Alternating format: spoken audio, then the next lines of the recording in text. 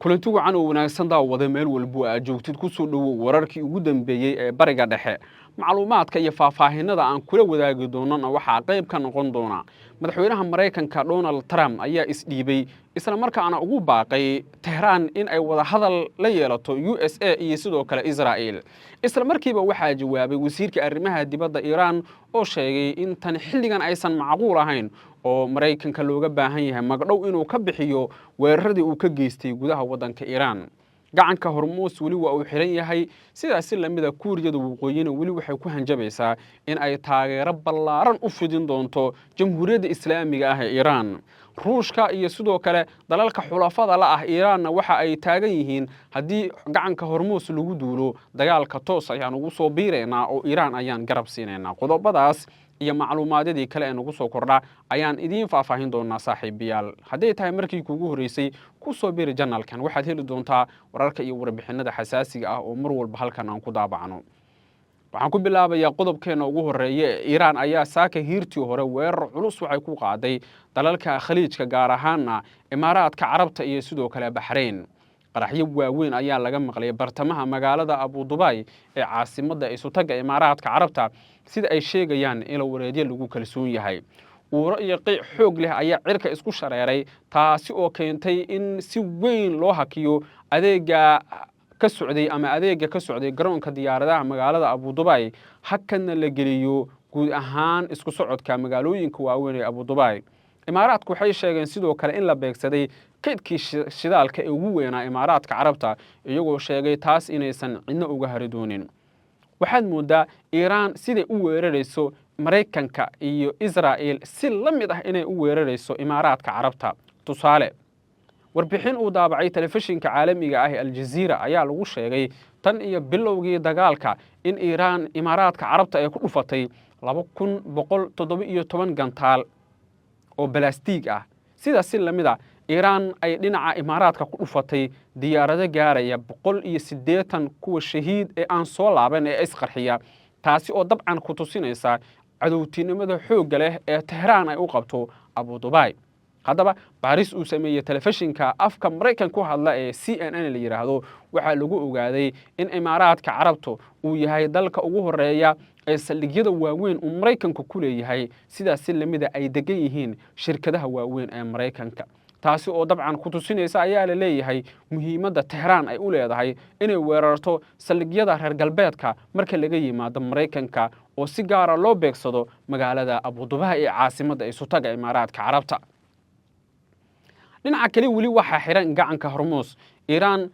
badda gunteeda hoose waxay ku xirtay qaraxyo burburin kara maraakiibta halkaas isticmaala hadii ay halkaas soo maraan madaxweynaha Mareykanka Donald Trump oo xaaladan la tacaalaya ayaa telefoon u diray ra'iisul wasaaraha UK wuxuuna ka dalbaday in halka maraakiib loo diro laakiin London arrinkaas waa ay diiday Trump wuxuu kaloo la hadlay madaxweynaha Jarmalka madaxweynaha Faransiiska madaxweynaha Turkiga madaxweynaha Ruushka madaxweynaha Shiinaha dhammaan waa ay ka diideen in ay halkaas u diraan maraakiib dagaal si loo burburiyo miinooyinka Iran ay dhigtay gacanka Hormuz gudaheeda xaaladdu markay halka joogto Iran waxa hadda laga codsanaya inay wada hadal furto laakiin Tehran darbaaxa culus ay mar kale ku dhufatay Washington oo waxay leedahay waa in magdhow laga bixiyaa ficiladii foosha xumaa ee leegula kacay iyo burburintii lagu sameeyay kaabayaashii dhaqaalaha dalkayga iyo burburinta militariga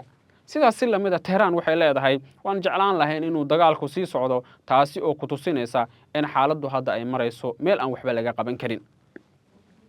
sargaal sare oo ka tirsan cilaanta sirdoonka Israel ee Mossad oo warbaahinta la hadlay ayaa waxa uu sheegay in 48 saac la soo dhaafay ay jirtay aragti la xiriirta in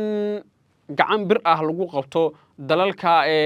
khaliijka ee doonaya inay dagaalka ku soo biiraan kuwaas oo sargaalkan uu sheegay in xilligan diyaar loo yahay in lala hadlo hadii ay doonayaan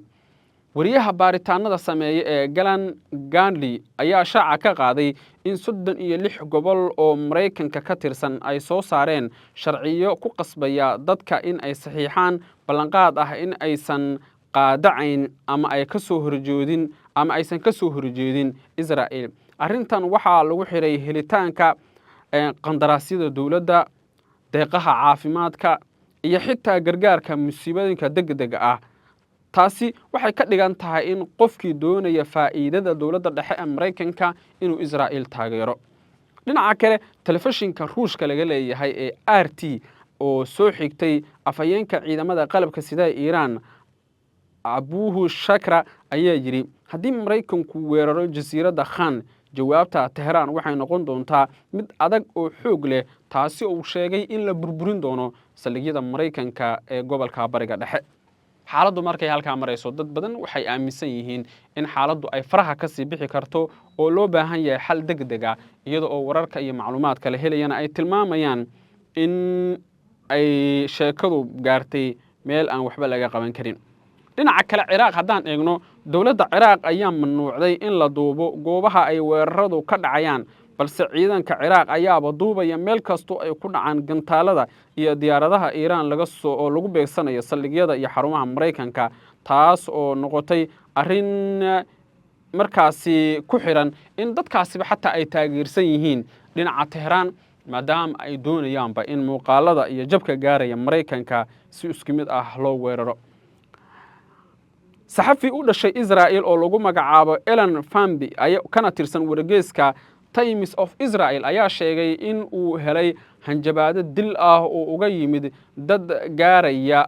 14 milyan dadkaas oo uu sheegay in ay doonayaan inay isaga dilaan yacni dad 14 milyan oo muslimiin ah inay ninkaas u hanjabaan dabcan xaaladda ayaa aad ugu xun balse wargeyska Times of Israel oo joogteeyay in uu soo bandhigo gantaalada ku dhacaya gudaha Israa'iil gaar ahaan warbixinno uu qoray saxafigaasi ayaa markii dambe tirtiray isagoo sheegay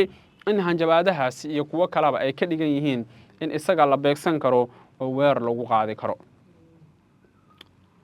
xogaha la helay sidoo kale waxay tilmaamayaan in bilihii la soo dhaafay sidaas oo kale ay jirtay aragti la xiriirta in Israa'iil xilligan aysan macquul ahayn in ay dagaal sii wado iyadoo Iiraan ay sheegtay in shuruudda dagaalka lagu soo gabagabayn karo ay tahay in marka hore wada hadal iyo wada xaajood xaaladda lagu dhameeyo taa beddelkeedana la qaado tallaabooyin dheeraad ah oo la isleeyahay xaaladda waa ay qaboojin karaan ama dab kuma sii shidi karaan. wasaaradda arrimaha dibadda Maraykanka ayaa ugu dambeyn laga soo xigtay inay maanta sheegtay in dalalka caalamka ay u dirtay baaq ah in gacanka Hormuud si degdeg ah loo furo laakiin wadamada badankooda ay diideen.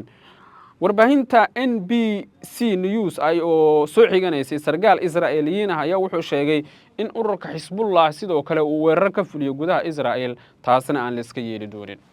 gudahaana saaxiibayaal wararkii caalamka intaas bay naga egyihiin haddaad nala dhamaysatayna aad baad u mahadsan tahay meel walba aad joogtaan sharaf iyo karaama ee soo dhawaada.